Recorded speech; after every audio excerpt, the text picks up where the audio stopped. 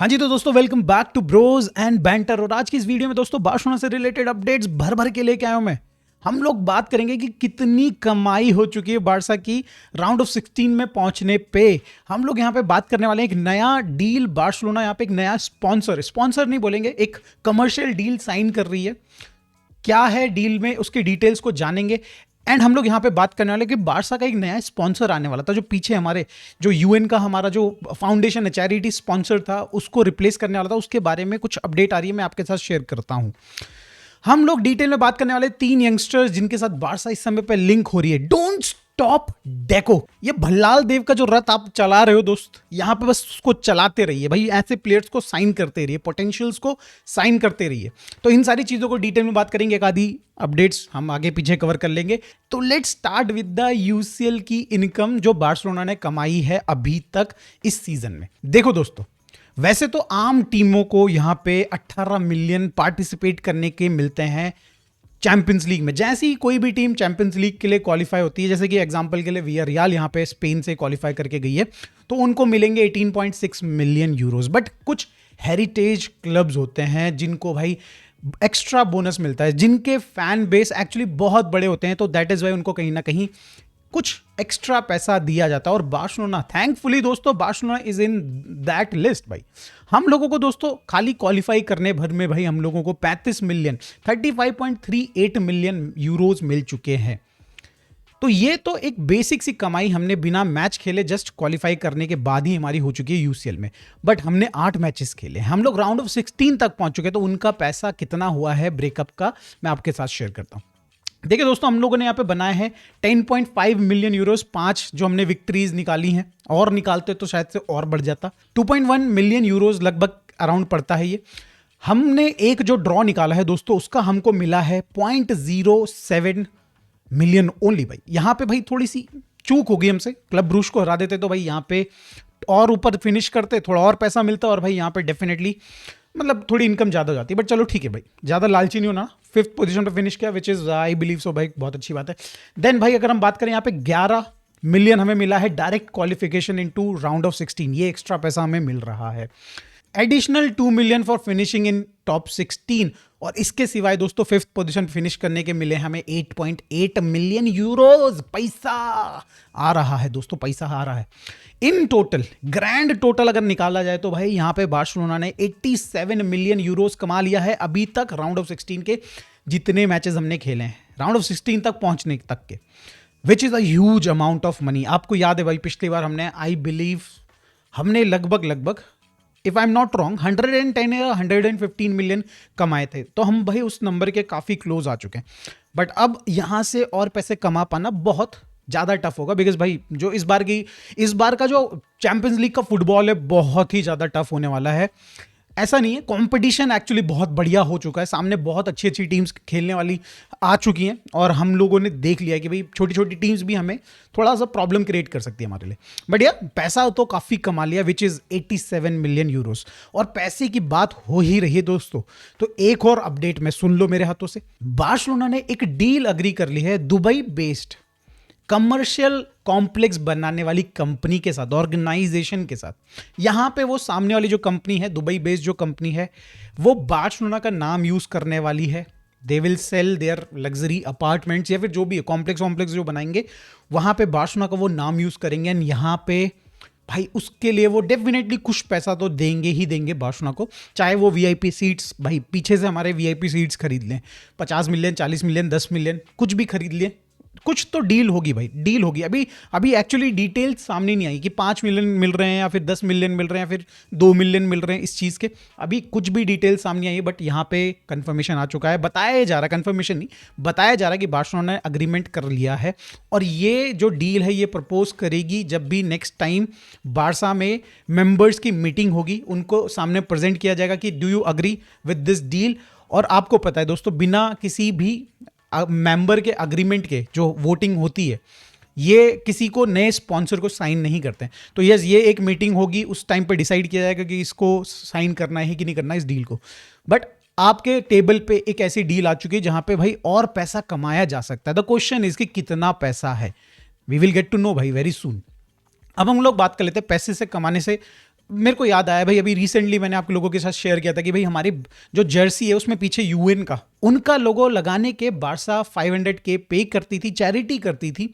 तो अब फाइनली उसको हटा के बार्सिलोना एक कमर्शियल पार्टनर ढूंढ रहा है, इनफैक्ट मिल चुका है। एंड भाई रिपोर्ट्स आ रही हैं कि भाई यहाँ पे बार्सिलोना उसके साथ डील साइन करने वाली है। कौन है क्या है अभी पूरी डिटेल्स नहीं आई है, कितना पैसा इन्वॉल्व है वो भी डिटेल्स नहीं। तो आप बोलोगे कि भाई क्या नई बात बता रहा तू मुझे।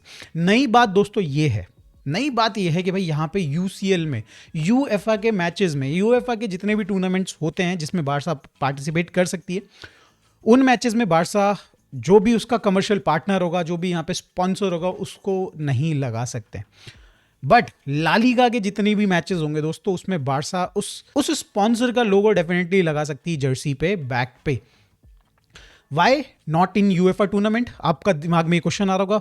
भाई there is a rule in UEFA जहां पे आप कुछ सर्टेन पोजीशन पे अपने स्पॉन्सर्स को नहीं लगा सकते अनटिल अनलेस भाई आप फ्री या फिर चैरिटी टाइप के स्पॉन्सर्स होते होंगे। दैट इज वाई भाई हम लोग चैंपियंस लीग में बार्सा के जो बैक में आपका यूएन वाला जो लोगो होता था वो रहता था, बाकी बहुत सारी इतनी सारी क्लब्स हैं उनके क्यों नहीं रहता था? आपके दिमाग में चल रहा होगा बिकॉज कि यहाँ पे आप पेड स्पॉन्सर्स का उन पर्टिकुलर जगहों में नहीं लगा सकते हो, ये एक रूल है यूएफए का।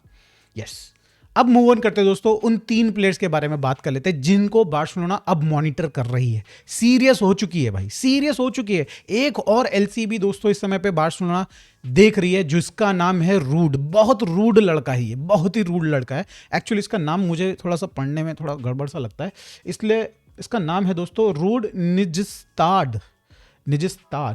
थोड़ा ऊपर नीचे हो गया होगा, सॉरी माफ कर दीजिए। बट भाई बार्सिलोना इसमें इंटरेस्टेड है और बार्सिलोना इनफैक्ट इसको मॉनिटर कर रही है। हमारे डेको भाई साहब, हमारे जो स्पोर्टिंग डायरेक्टर हैं जुआओ अमराल, ये दोनों के दोनों कहीं ना कहीं इसके साथ कांटेक्ट में हैं और चाहते हैं इस प्लेयर को या तो इसी विंटर ट्रांसफर में साइन करना या तो भाई किसी तरीके से समर ट्रांसफर में साइन करना। ऑब्वियसली इसका जो करंट कॉन्ट्रैक्ट है, अभी जो करंट कॉन्ट्रैक्ट है 20 क्लब के साथ, 20 नाम है भाई, 20 नहीं है, 20 क्लब के साथ जो करंट कॉन्ट्रैक्ट है वो 2027 तक है और ये चाहते हैं कि भाई उसको दोबारा रिन्यू ना करे। अगर आप बात करेंगे प्लेयर है क्या चीज़, भाई काफ़ी लंबा चौड़ा बंदा है। वही जिस तरीके के दानव हमारे अगेंस्ट गोल मार गए थे वो दादा सन 1.93, वो भी भाई उतने हाइट का था, तो काफ़ी लंबा चौड़ा बंदा है, कुल मिला के फिजिकलिटी है। अगर बात करी जाए गेम का स्टाइल क्या, तो यू कैन से कि भाई सिमिलर टू कुबार्सी, भाई similar to Cubarsi, similar to Christiansen.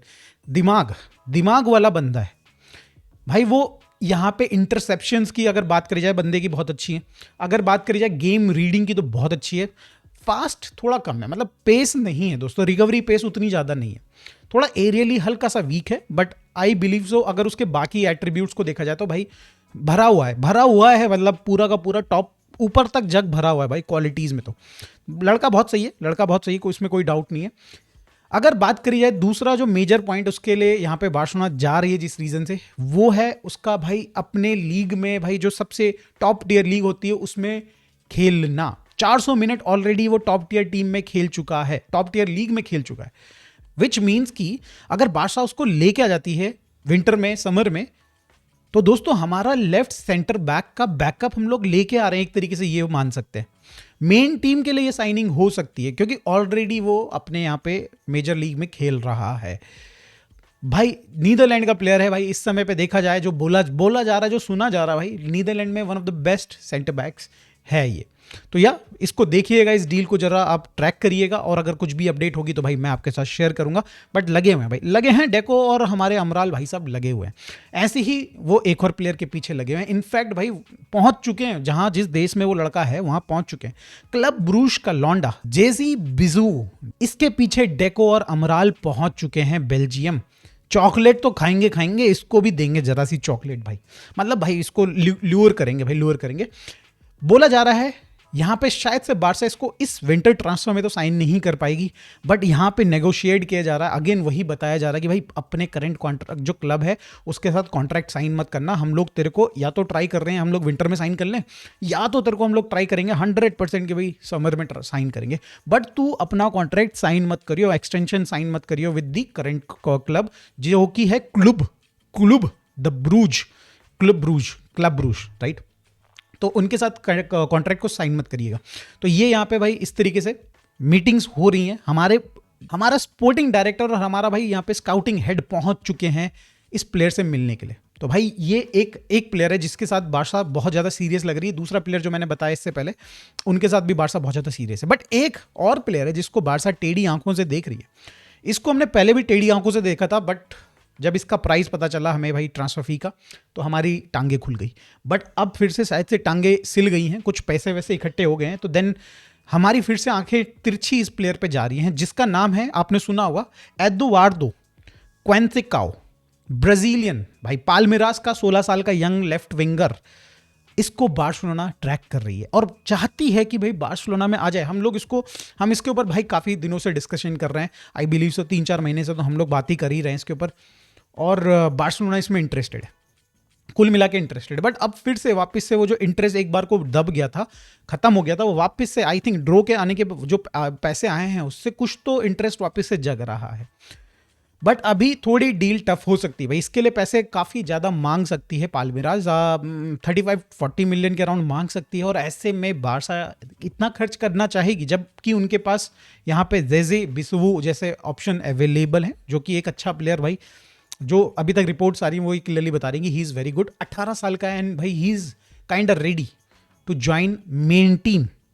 तो लेट्स सी दोस्तों यहाँ पे क्या होता है। और अपडेट्स में अगर हम बताएं तो एंड्रेस क्वेनका दोस्तों यहाँ पे कोमो ज्वाइन कर चुके हैं। बारसा से कोमो ट्रांसफर उनका डन हो चुका है। इनफैक्ट वहां पे वो रुकने वाले नहीं है, कोई तो इटालियन की जो नीचे वाली लीग्स होती है वहां पे कोई स्पोर्टिंग क्लब है उसमें जा रहे हैं, वो ज्वाइन कर रहे हैं। तो दोस्तों इस वीडियो में बस इतना ही।